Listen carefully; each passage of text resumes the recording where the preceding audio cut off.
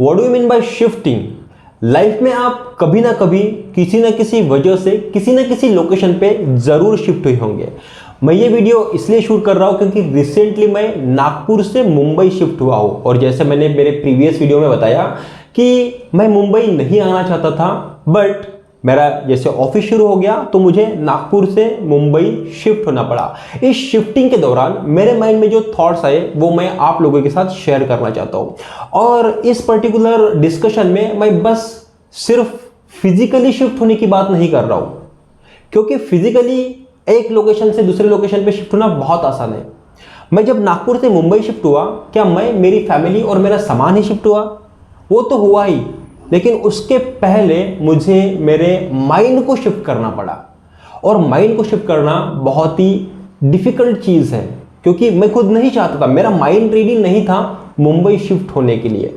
अगर आप किसी को पूछते हो कि आपको इस लोकेशन से इस लोकेशन पे जाना है और उसको फिजिकली अगर मूव कराना है ना, फिजिकली शिफ्ट कराना है, तो उसको किडनैप कर लो, शिफ्ट करा लो, बहुत ही सिंपल। लेकिन अगर आप उसको पूछते हो कि आपको इस लोकेशन से इस लोकेशन पे जाना है, अगर वो हाँ बोलता है तो बहुत बढ़िया। जैसे मुंबई से अगर वापस नागपुर शिफ्ट होना होगा तो मैं खुशी खुशी चला जाऊंगा। लेकिन अगर वो ना बोल रहा है तो फिर उसको रेडी कराना शिफ्टिंग के लिए बहुत मुश्किल चीज़ है। इसको मैं माइंड शिफ्टिंग बोल रहा हूँ। कब कब करनी पड़ती है हमें ये माइंड शिफ्टिंग?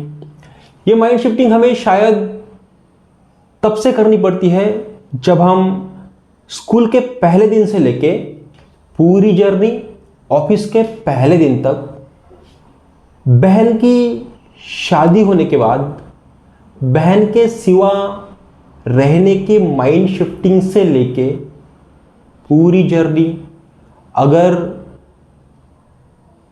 पति पत्नी में झगड़ा होने के बाद अगर उनका डाइवोर्स हो जाता है तो उनके सिवा लाइफ बिताने की माइंड शिफ्टिंग तक।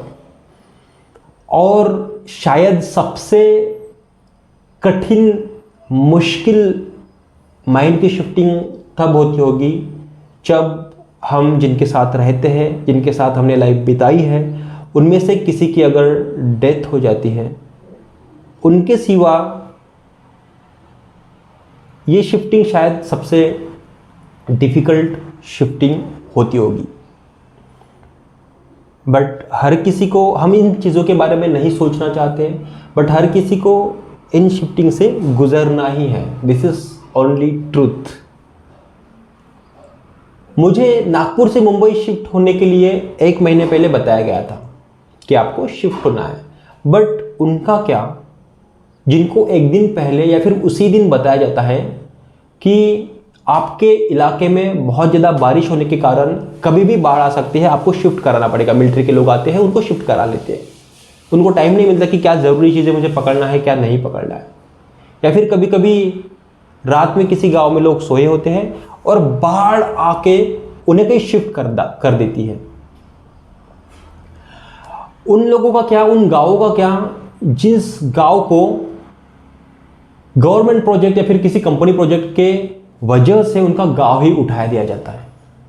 शायद वो शिफ्टिंग भी बहुत मुश्किल शिफ्टिंग होती होगी, क्योंकि मैं नागपुर में जहाँ रहता था उस फ्लैट में, वो फ्लैट मेरा था भी नहीं, मैं किराए पे रहता था उस फ्लैट में, लेकिन उस फ्लैट से मुझे लगाव हो गया था और उस फ्लैट को भी मुझसे, क्योंकि जब मैं फ्लैट छोड़ रहा था मैं तो इमोशनल हो गया था, नागपुर छोड़ रहा था, बट वो फ्लैट तो रो रहा था और ये सिर्फ मुझे दिख रहा था।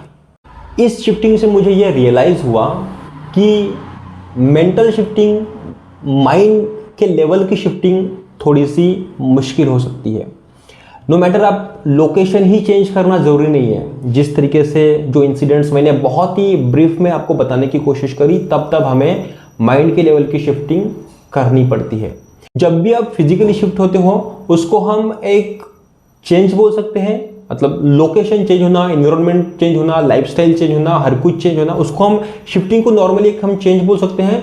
और मेंटली जो हम शिफ्ट हो रहे हैं उसको हम चेंजिंग स्टेट ऑफ माइंड बोल सकते हैं। समझने के लिए चेंजिंग स्टेट ऑफ माइंड बोल सकते हैं। और जब भी आप इस तरीके की shifting, mind shifting, change of state of mind से गुजर रहे हो, नो मैटर वॉट, कुछ भी हो सकता है, वो बहुत पेनफुल भी हो सकता है psychologically, but have this always in your mind that this is just a change, and change is the only constant in this universe. If something is bothering you, those have to change, it has to be changed, and accept the change and face it. There is no other way to overcome it. I hope this is helpful. This is Rahul Shande. We'll meet again in another video. Thank you for watching.